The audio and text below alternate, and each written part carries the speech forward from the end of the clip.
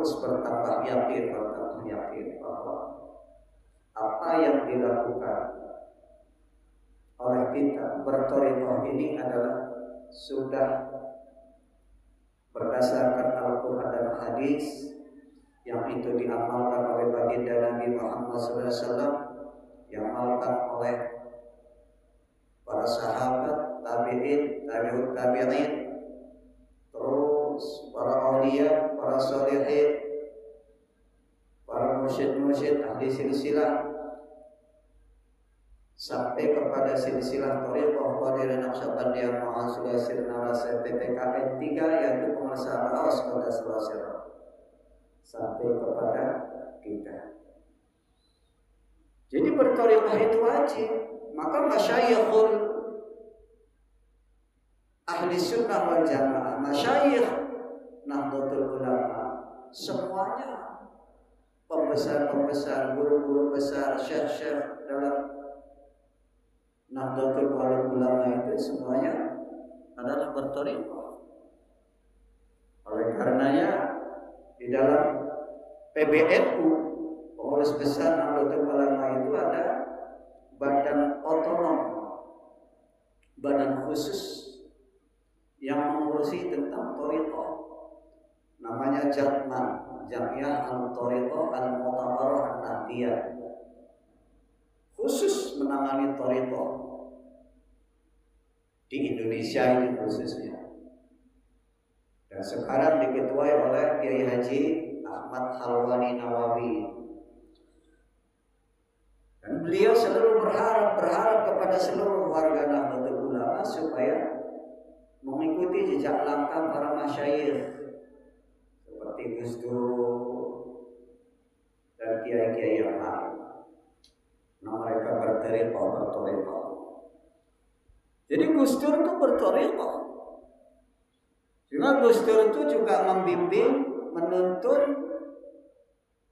membina, mengarahkan kepada warga NU sampai beliau membuat syair.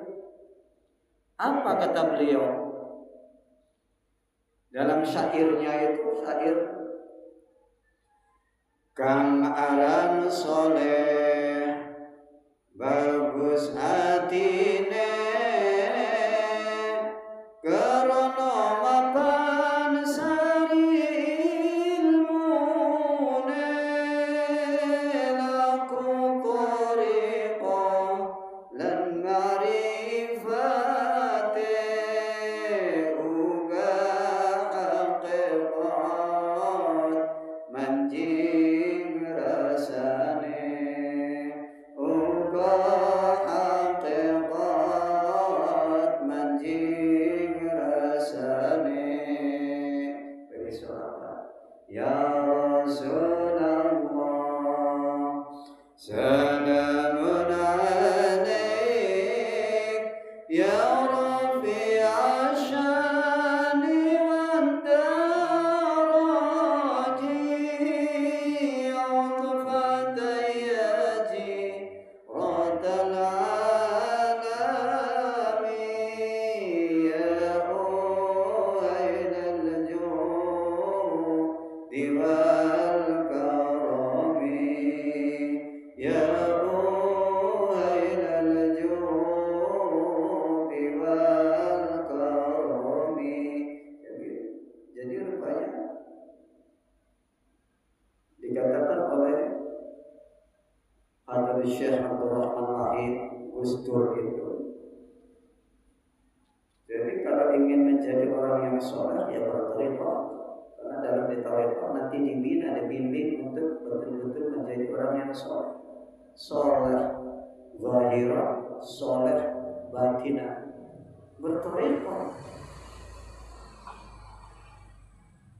mengejar ilmu thariqah, mengamalkan ilmu thariqah, mengajar ilmu ma'rifat kepada Allah, itu sehingga nanti akan ketemu dengan hakikat. Kalau nggak berthariqah nggak bakal ketemu dengan hakikat. Maka di dalam Al-Quran, di dalam thariqah itu Al-Quran qadim wahyu minul ya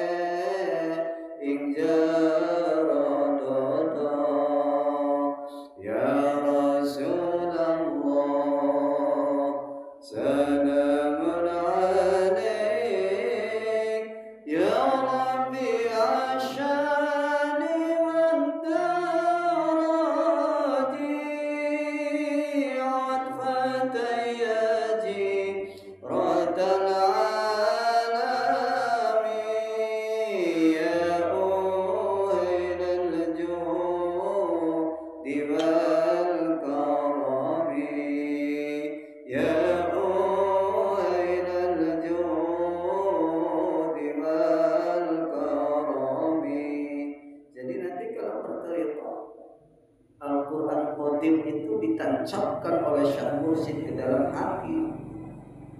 Al-Quran Qadim wahyu minulya tanpa ditulis iso diwaca, tanpa ditulis tapi bisa dibaca dalam perbuatan keseharian. Ditetapkan Al-Quran Qadim,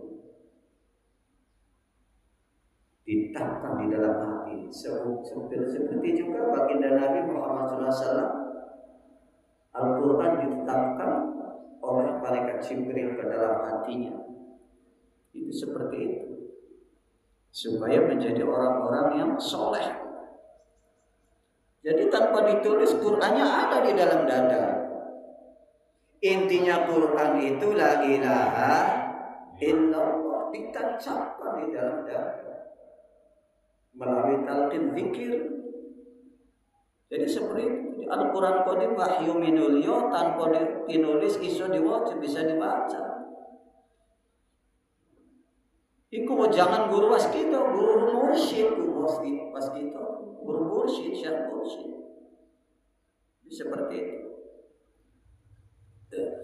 Ku mantel ati uga pikiran masuk ing badan kabeh jaran mujizat Rasul dadi pedoman minangka dalan manjing iman minangka dalan manjing iman. Al-Quran itu adalah mukjizat baginda Nabi Muhammad sallallahu alaihi wasallam, ditancapkan ke dalam dada, masuk melalui pori-pori yang ada di dalam badan kita, tembus ke kulit, tembus ke daging, tembus ke tulang, tembus ke sumsum. Jadi seluruh sekujur badannya itu disinari oleh Al-Quran Qadim, cahaya Al-Quran seluruh sekujur badan, karena sudah ditancapkan dalam talqin zikir. Sekujur badannya itu cahaya Al-Quran, cahaya la ilaha illallah masuk. Jadi rupanya masuk Islam, masuknya iman itu melalui itu. Sehingga di dalam surah Al-Baqarah 208 itu, ya ayyuhalladzina amanu dkhulu fis-silmi kafah. Itu diperintahkan, itu orang-orang yang beriman juga diperintahkan, disuruh supaya masuk ke dalam Islam secara keseluruhan. Fis-silmi kafah, keseluruhan. Raganya masuk Islam, hatinya masuk Islam, rasanya juga masuk Islam, semuanya masuk Islam, bukan raganya saja. Kafah itu secara keseluruhan. Jadi masuk Islam secara raganya Islam, hatinya Islam, juga rasanya Islam. Maka kemudian korelasinya dengan wajahidu fillahi haqqa jihadi itu, kemudian Syekh Mursyid menanamkan Al-Quran Qadim, menanamkan la ilaha illallah ke dalam hati itu supaya nanti ketemu dengan Allah Subhanahu wa taala, supaya nanti selalu bahkan bersama Allah Subhanahu wa taala. Sehingga kemudian Gus Dur itu dalam syairnya, kalawan Allah kang maha suci kudurang kula narino lan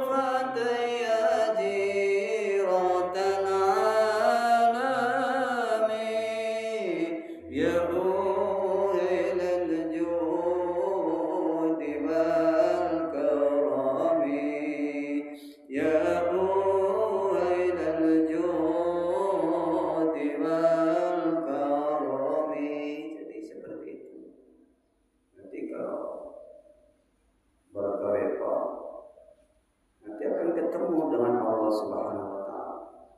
Kalau bertarekah nanti akan sampai usul kepada Allah Subhanahu wa taala. Bahkan kalau bertarekah nanti akan melihat Allah. Itulah ihsan. Ihsan itu anta'budallaha ka'annaka tarahu. Illam takun tarahu fa innahu yaraka.